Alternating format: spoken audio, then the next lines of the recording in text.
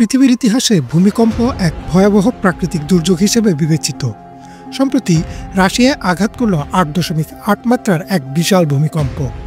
এই দুর্যোগ যে কতটা ভয়াবহ তা বোঝাতে বলা যায় ২০২৩ সালে তুরস্কে যে ভয়াবহ ৭.৮ মাত্রার ভূমিকম্প হয়েছিল তার চেয়েও ৩২ গুণ শক্তিশালী রাশিয়ার ভূমিকম্প।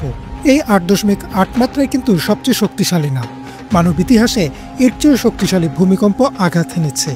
চলুন এক নজরে দেখে নেই ইতিহাসের বিধ্বংসী কিছু ভূমিকম্প। ইতিহাসের সবচেয়ে শক্তিশালী ভূমিকম্পটি ঘটেছিল ১৯৬০ সালে চিলির ভলডিভিয়ায়।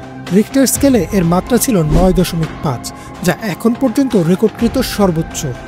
২২ মে ১৯৬০ সালে এই ভূমিকম্পটি দক্ষিণ চিলিতে আঘাত হানে এবং এর ফলে প্রায় ১৬০০ মানুষ নিহত হন এবং ৩০ লাখ মানুষ গৃহহীন হয়ে পড়েন। এই ভূমিকম্পের ফলে তৈরি হওয়া সুনামি হাওয়াই, জাপান ও ফিলিপাইন পর্যন্ত আঘাত হানে।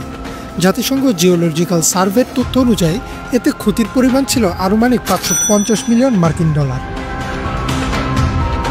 দ্বিতীয় অবস্থানে রয়েছে ২০০৪ সালের ২৬ ডিসেম্বর ইন্দোনেশিয়ার সুমাত্রা দ্বীপে সংঘটিত ভূমিকম্প।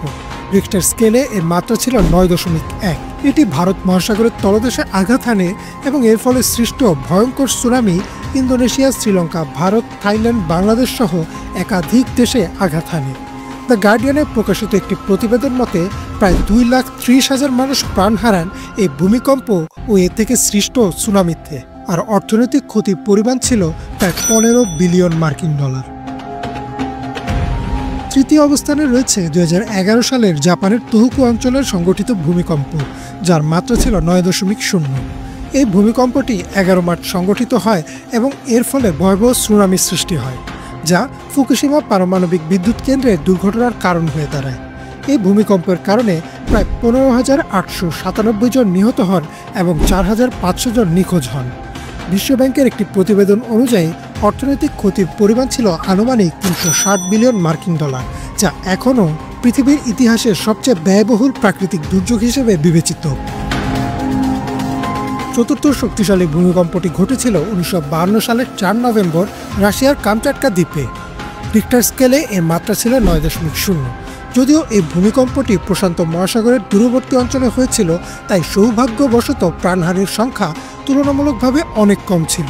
তারপরও এটি বিশাল এক সুনামির জন্ম দেয়। নোয়া সুনামি ডেটাবেজের সূত্র অনুযায়ী হাওয়াই দ্বীপপুঞ্জে এই সুনামিতে অন্তত ১০ জন প্রাণ হারান এবং বিশাল অর্থনৈতিক ক্ষতি হয়। পঞ্চম ভূমিকম্পটি ঘটেছিল ২০১০ সালের ২৭ ফেব্রুয়ারি চিলির মাউলে অঞ্চলে। রিক্টার স্কেলে এর মাত্রা ছিল ৮.৮। এই ভূমিকম্পতে অন্তত ৫০০ জনের মৃত্যু হয় এবং ৮ লাখেরও বেশি মানুষ বাস্তুচ্যুত হন, আর ক্ষতি পরিমাণ ছিল প্রায় $৩০ বিলিয়ন। স্বাধীনতার পর বাংলাদেশের সবচেয়ে বড় ভূমিকম্পটি অনুভূত হয়েছিল ১৯৯৭ সালের ১২ জুন দুপুর ২:৩০। যদিও এর উৎপত্তি স্থল ছিল ভারতের মেঘালয় রাজ্যে। রিক্টার স্কেলে এর মাত্রা ছিল ৮.১। বাংলাদেশের সিলেট, ঢাকা ও ময়মনসিংহে প্রচণ্ড কাঁপুনি অনুভূত হয়। সিলেট এলাকায় বেশ কিছু ঘরবাড়ি ধসে যায় আর মাটিতে ফাটল ধরে। এই ভূমিকম্পগুলো কেবলমাত্র সংখ্যার বিচারে বড় নয়, মানব সভ্যতার ইতিহাসে এগুলোর প্রভাব ছিল সুদূরপ্রসারী। ভূকম্পন সংক্রান্ত গবেষণার উন্নতির ফলে এখন অনেক সময় আগে থেকে সতর্কতা দেওয়া সম্ভব হচ্ছে, তবে বড় ধরনের ভূমিকম্পের ক্ষতি এড়ানো আজও অসম্ভব। ইমরান মাহমুদ, বাংলাভিশন।